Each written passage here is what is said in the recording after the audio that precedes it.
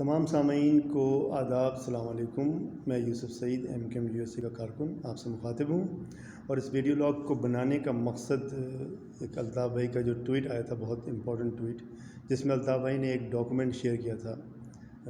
جو کہ ان کو خفیہ ذرائع سے ملا تھا، اور ذرائع خفیہ ہی ہونے چاہیے پاکستان میں، کیونکہ امریکہ اور دوسرے ملکوں کی طرح یہاں پہ ویسل بلوورز جو ہوتے ہیں ان کو پورا پروٹیکشن ملتی ہے۔ تو پاکستان میں ایسا کچھ نہیں ہوتا، پاکستان میں تو ویسل بلوورز ہی غائب ہو جاتے اور ان کی لاش بھی نہ ملتی، اور یہاں تک کہ ان کے خاندانوں تک کو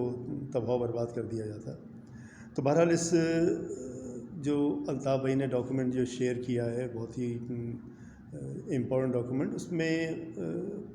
جنرل قمر جاوید باجوہ صاحب جو ہیں وہ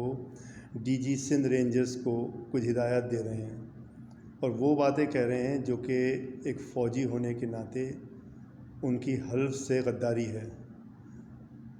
تو براہ مہربانی میری ریکویسٹ ہے جوڈیشری سے کہ وہ آرٹیکل 6 کے تحت قمر جاوید باجوہ پر کیس دائر کریں، اور پاکستانی فوج جو ہے قمر جاوید باجوہ کا کورٹ مارشل کرے۔ مجھے پتہ ہے کہ ایسا نہیں ہوگا، کیونکہ پاکستان کو تو اون ہی فوج کرتی ہے، اور کوئی فوجی یا کوئی جوڈیشری جو ہے وہ قمر جاوید باجوہ کے خلاف کوئی ایکشن نہیں لیں گے، کوئی عمل نہیں کیا جائے گا ان کے خلاف۔ لہٰذا میں یہ سمجھتا ہوں کہ الطاف حسین بھائی نے جو رائٹ آف سیلف ڈٹرمنیشن کی بات کی ہے، الطاف حسین بھائی نے جو سندھو دیش کی بات کی ہے، وہ بالکل جسٹیفائڈ ہے، کیونکہ ایسے ملک میں جہاں پر تمام شہری برابر نہ ہوں، اور جہاں پر کوئی جنرل جو ہے وہ کھل کے بدمعاشی کر سکے، ایسے ملک میں ہمارا رہنا اب نہیں بنتا۔